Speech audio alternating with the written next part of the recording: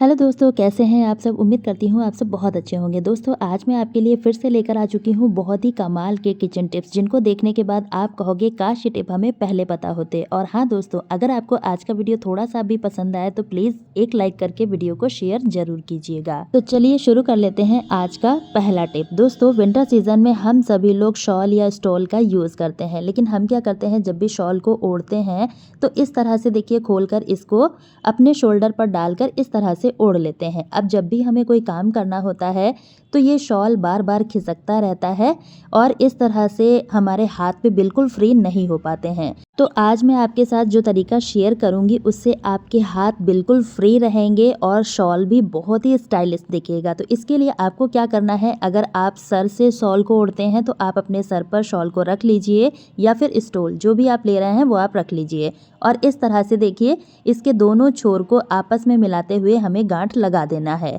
और इस तरह से राउंड करते हुए हमें इसको अपने हेड के बैक साइड ले जाना है। इस तरह से देखिए, अब इस तरह से करने के बाद देखिए कितना अच्छे तरीके से शॉल हमने ओढ़ लिया है। बैक साइड से भी अच्छे से कवर हो जाता है और फ्रंट से भी हमारा सर भी ढका रहता है और हमारे हाथ भी बिल्कुल फ्री रहते हैं। तो इस तरह से आप इस शॉल को बहुत ही स्टाइलिश तरीके से ओढ़ सकते हैं।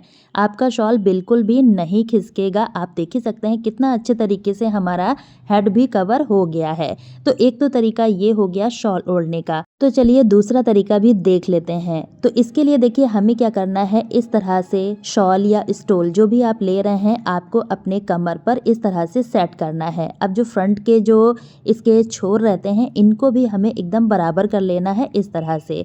और इस तरह से बराबर करने के बाद अब हमें इस तरह से शॉल को पकड़ना है और कमर पर अच्छे से सेट करना है। दोनों छोर बराबर रहने चाहिए, इस चीज़ का आपको ध्यान देना है।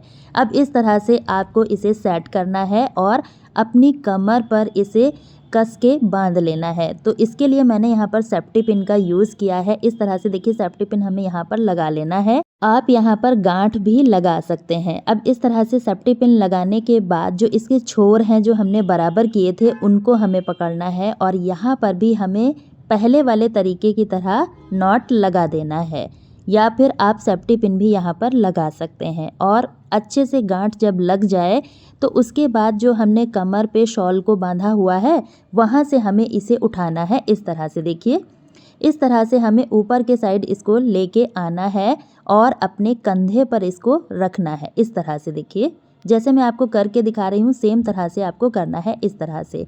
अब कंधे पर रखने के बाद जो हमने नीचे के साइड दो छोर लिए थे जिनमें हमने गांठ लगाई थी उसको हमें अपने हेड से देखिए इस तरह से पीछे के साइड ले जाना है इस तरह से। और अब ये जो बचा हुआ पार्ट है इसको हमें स्लीव्स के साइड से बैक साइड लेके जाना है। इससे ये शॉल हमारे बाहों पर बहुत अच्छे तरीके से कवर हो जाता है। इससे आपके हाथों में भी ठंड बिल्कुल भी नहीं लगने वाली है। अब इस तरह से देखिए इसके जो दोनों छोर हैं ना इनको हमें आपस में मिलाते हुए आप यहाँ पर चाहे तो सेफ्टी पिन भी लगा सकते हैं या फिर कोई सुंदर सा ब्रॉच ले लीजिएगा, उसकी मदद से भी आप इसको अच्छे से कवर कर सकते हैं। अब देखिए कितना स्टाइलिश लुक आता है। इस तरह से आप शॉल ओढ़ेंगे, कोई भी काम करें, आपकी शॉल बिल्कुल भी टस से मस नहीं होने वाली है और देखने में भी बहुत अच्छा लगता है। इस तरह से आप शॉल को कैरी करेंगे तो किसी को पता भी नहीं चलने वाला है कि ये शॉल है और देखने में तो बहुत ही सुंदर लगता है। इस तरह से देखिए बैक से भी पूरा कवर रहता है। आप चाहें तो इसको हेड से भी डाल सकते हैं और इस तरह से आगे पीछे से आप लुक देखिए कितना सुंदर लगता है। तो उम्मीद करती हूँ ये शॉल ओढ़ने का आइडिया आपको पसंद आया होगा। अगर पसंद आया है तो वीडियो को एक लाइक करके शेयर जरूर कीजिएगा ताकि औरों को भी इसका लाभ मिल सके। अब देखिए जब भी हम ग्रीन टी का यूज़ करते हैं उसके बाद इन टी बैग्स को हम उठा के फेंक देते हैं, लेकिन ये टी बैग हमारे बहुत काम आने वाले हैं। इन टी बैग को हम कैसे इस्तेमाल कर सकते हैं वो तरीका आज मैं आपको बताऊंगी। तो यहाँ देखिए मैंने दो टी बैग लिए हैं, एक तो मैंने तुरंत यूज़ किया और एक पहले का रखा हुआ है। इनको मैं कभी भी नहीं फेंकती हूँ। अब इन टी बैग को हमें कैसे यूज़ करना है वो तरीका जान लेते हैं। तो इसके लिए हमें इस तरह से कट कर लेना है। आप इसको सुखा कर भी यूज़ कर सकते हैं या फिर तुरंत आपने यूज़ किया है उसको भी यूज़ कर सकते हैं। अब इसको हमें एक ग्लास में डाल देना है इस तरह से, या फिर कोई कटोरी ले सकते हैं, ग्लास जो भी आपके पास है उसमें आप इसको डाल दीजिएगा।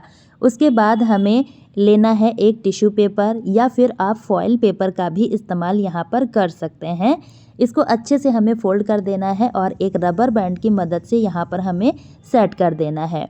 इस तरह से करने के बाद अब हमें लेना है एक टूथपिक या फिर सेफ्टी पिन भी आप ले सकते हैं और उसकी मदद से यहाँ पर हमें छोटे छोटे होल बना देने हैं। अब इसका यूज़ हम कैसे करेंगे चलिए देख लेते हैं। दोस्तों फ्रिज में हम जब ज़्यादा सामान रख देते हैं, कभी कभी खाने पीने की चीज़ें होती हैं, फ्रिज में बहुत ज़्यादा स्मेल आने लगती है, तो उस केस में आप इस ग्रीन टी का यूज़ कर सकते हैं। इसको इस तरह से रखेंगे, जितनी भी स्मेल होगी वो ग्रीन टी एब्जॉर्ब कर लेगी, फ्रिज में भी स्मेल बिल्कुल भी नहीं आएगी। अब देखिए, जब भी हम फ्रिज को विंटर सीजन में रखते हैं तो 1 या 2 नंबर पे रखते हैं। कुछ लोग इसको हाई टेम्परेचर पे रखते हैं जिससे बिजली की खपत बहुत ज़्यादा होती है, तो आप इसको 1 नंबर पे रखें, इससे हमारे बिजली की बचत भी होती है और इसमें रखी हुई चीज़ें भी ज़्यादा ठंडी नहीं होती हैं। तो चलिए अब देख लेते हैं अगला यूज़फुल ट्रिक। यहाँ देखिए मैंने ली है वैसलीन। विंटर सीजन में वैसलीन हर घर में मिल जाती है, इसका हम यूज़ करते ही हैं। तो आज मैं आपको इस वैसलीन का इस्तेमाल बिल्कुल अलग तरीके से बताऊंगी। इसके लिए हमें लेना है थोड़ा सा वैसलीन और कोलगेट। जितना हमने वैसलीन लिया है उसका आधा हमें कोलगेट लेना है। दोनों चीज़ों को अच्छे से मिक्स कर देना है। ये सॉल्यूशन बहुत ही ज़्यादा पावरफुल है। इसका इस्तेमाल हम कैसे और कहाँ पर करेंगे सारा चीज़ मैं आपको वीडियो में बताऊंगी। आपको इसे यूज़ करने से पहले अच्छे से मिक्स करना है। मिक्स करना बहुत ज़रूरी है, अदरवाइज़ ये अच्छे से काम नहीं करेगा। तो यहाँ देखिए सारे मिक्सचर को हमने अच्छे से मिक्स कर लिया है। उसके बाद इसको हम यूज़ करेंगे अपने स्विच बोर्ड पर। आपने देखा होगा जब हम स्विच बोर्ड को यूज़ करते रहते हैं तो इस तरह से बहुत ही ज़्यादा स्विच बोर्ड गंदा हो जाता है। तो इस स्विच बोर्ड को साफ़ करने के लिए आप इस सॉल्यूशन का इस्तेमाल कर सकते हैं। इस तरह से आप इसको लगा दीजिएगा और अच्छे से रब कीजिएगा। 2 मिनट के लिए आप इसको छोड़ दीजिएगा लगाने के बाद। उसके बाद आपको लेना है एक पुराना सॉक्स और इसको हमें अपने हाथों में पहन लेना है। इस तरह के पुराने सॉक्स हम सभी के घर में कुछ ना कुछ पड़े रहते हैं। इसकी मदद से हम इस स्विच बोर्ड को बहुत ही अच्छे तरीके से क्लीन कर पाएंगे। आप जब भी स्विच बोर्ड को क्लीन करें तो मेन स्विच को ऑफ करने के बाद ही करें, क्योंकि इससे करंट लगने का भी डर रहता है। हालांकि हमने यहाँ पर पानी का यूज़ बिल्कुल भी नहीं किया है, लेकिन फिर भी आप अपनी सावधानी से काम करें।